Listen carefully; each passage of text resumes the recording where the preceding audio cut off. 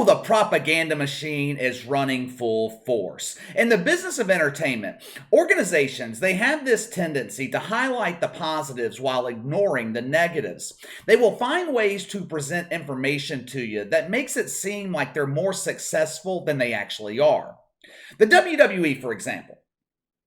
WWE used to draw monster ratings. Even going back 10 years ago, they were averaging 3 or so million people on Monday nights. They would brag about their rating success to anyone who would listen. Now, their ratings are shit. Well, at least they're shit compared to what they used to be. Back in the late 90s, they were hitting 5, 6 million people on Monday night. 10 years ago, it was around 3 million. Today, 1.5 to 1.8 million. They have lost 50% of their audience in 10 years, 60, 70% since the 90s.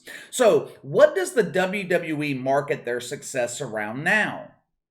We have 100 million views monthly on YouTube. We sold out 2 nights in a row for WrestleMania. We are a global brand. Global brand. Ooh. They can't point to television ratings anymore as a barometer of their success. So WWE ignores the ratings and they publicize other bullshit that doesn't really matter. Who gives a fuck if you have 100 million views on YouTube? You think advertisers paying for time on USA give a shit about YouTube? You think they care about WWE being a global brand? No. They care about how many eyeballs are watching on Monday night on USA. The NBA is no different. Check out this tweet from the NBA's propaganda account on Twitter. Most viewed regular season in 3 years. Our ratings are up 19%. We are unbelievably popular. Being ass-ran by Xi Jinping is really paying off. The media, of course, they are running with this narrative. The Athletic, which is now owned by the New York Times, they published a nice little puff piece about NBA regular season ratings. The article was only about 5 paragraphs, and it included what the media likes to call misinformation. The Athletic claimed that the NBA had its most watched season since 2017, and that couldn't be further from the truth. Since 2017, the NBA has lost 800,000 viewers. But don't worry, the league is extremely popular on TikTok. I'm sure Mark Cuban is just so proud since he believes that TikTok is the future of sports broadcasting. Nothing proves fan investment in your product like millions of shitfucks watching 5-second clips of your games. Over the next couple of months, we will be focusing on ratings for the NBA playoffs. I am interested to see how the league performs this year. The last 2 years have been disastrous. And even though the NBA wants you to believe the regular season was a massive success, it wasn't. The NBA averaged 1.6 million viewers per game this season. They averaged 3 million on ABC, which is 800,000 less than they were averaging just 4 years ago. 1.4 million on ESPN, 200,000 less. Hell, ESPN just hit 2.5 million people for fucking Sunday Night Baseball. I don't think an NBA game all season has hit 2.5 million on ESPN. Now, streaming numbers are included here too, so as popular as the NBA claims they are on social media, those numbers clearly aren't helping. NBA ratings are still in the shitter. I'm about to show you how bad things are right now for the NBA. It's bad enough Major League Baseball is drawing a larger audience. Well, KC, that's because it was Red Sox Yankees on ESPN. That's not a fair comparison. Oh yeah? Well, let's compare Red Sox Yankees to the NBA play-in games early last week. Let's compare a meaningless regular season baseball game that no one is going to remember this time next week to the NBA play-in tournament. Red Sox Yankees, like I said, 2.5 million people. The only play-in game to top that number, Clippers T-Wolves Tuesday night, which drew 2.7 million. The 3 other play-in games all drew less than 2.5 million. Now, ratings haven't been released just yet for the games Friday night. But not only did Major League Baseball beat the NBA, guess what else did? The fucking premiere of the USFL. Did you guys even know the USFL kicked off this weekend? The only reason I knew is because we received some bets on the games at the book. Not only did the USFL beat the NBA, they kicked their fucking ass. The USFL premiered with a game between Birmingham and New Jersey. I don't even know the damn team names.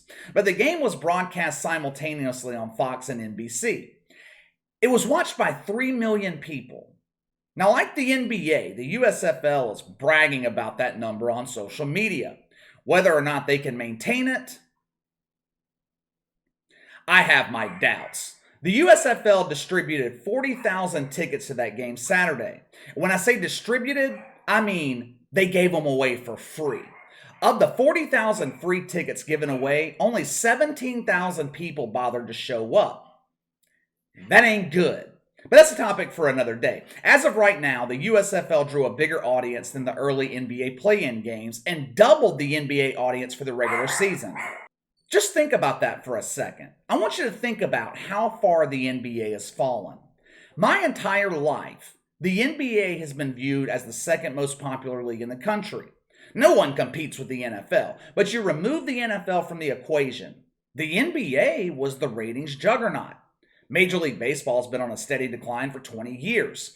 10 years ago, the NBA was averaging over 3 million people per game in the regular season. On ABC, it was 5.5 million. In 2022, they can't even fucking compete with the USFL. The USFL. But there's nothing to see here. We are really popular on Twitter. You know who else is supposedly popular on Twitter? Bomani Jones. And he can't draw a dog to a fresh pile of shit. The NBA, the mainstream media, they continue to pretend like the ratings are not a problem. Your fucking league is on par right now with the WWE. You could actually make the case that fake wrestling is more popular than the NBA right now. And what I don't understand, no one seems to care. Adam Silver's too busy cozying up to his lover Xi Jinping. The mainstream media, they continue to cover the NBA like it's still number 2. ESPN is wall-to-wall NBA coverage every day, featuring the musings of the atrocious Stephen A. Smith. One of my good friends, he's a casual NBA fan. He doesn't watch much during the regular season, but he will watch the playoffs. He texted me over the weekend, watching the playoffs, and he was complaining about Stephen A. Smith. He said, dude, I can't watch this shit. Stephen A. is annoying as fuck. ESPN's coverage of the NBA has gone to shit. He's absolutely right. ESPN's coverage of the NBA is god-awful. Jeff Van Gundy screaming like a woman during games, Stephen A. Smith screaming like a woman during halftime. The few real NBA analysts that ESPN has, they're not featured on the pre- and post-game shows. Guys like Kendrick Perkins or J.J. Redick. Instead, they give us Stephen A., Mike Wilbon, Jalen Rose. Great television. Nothing says quality entertainment like 3 race baiters. All ESPN needs to do now is rehire Jamel Smith. The market is in desperate need for her quality NBA analysis and her insistence on being a complete dumbass. For the 6th time in the last 7 years, Steph Curry and the Golden State Warriors were the top draw in the NBA. Games broadcast in the Bay Area drew 7% in the market. This was nearly 4 times higher than the self-proclaimed King James drew in Los Angeles. Matter of fact, as of late February, the Lakers weren't even in the top 10 in local television ratings. If you remove the record low ratings the last 2 years, this NBA season would have been the least watched season in NBA history. The reason I don't like comparing ratings to 2020 and 2021 is because they were the COVID seasons. Fans weren't in attendance. The 2020 season was shut down. It's not an accurate comparison. Like I said, the NBA's lost 800,000 viewers in 3 years. And if you go back to 2011, they've lost nearly 1.5 million. Where did these people go? Did 1.5 million people get rid of their cable or satellite service? If that's the case, How come they found the USFL? There is no excuse that you can give me that will make it make sense that minor league football is beating NBA play-in games in the ratings. Ratings for the playoff games over the weekend, they should be released tomorrow. We will probably get into it later this week, possibly on Wednesday. I am interested to see if first round playoff games can top the USFL. I didn't think the unofficial NBA boycott, I didn't think it would last this long.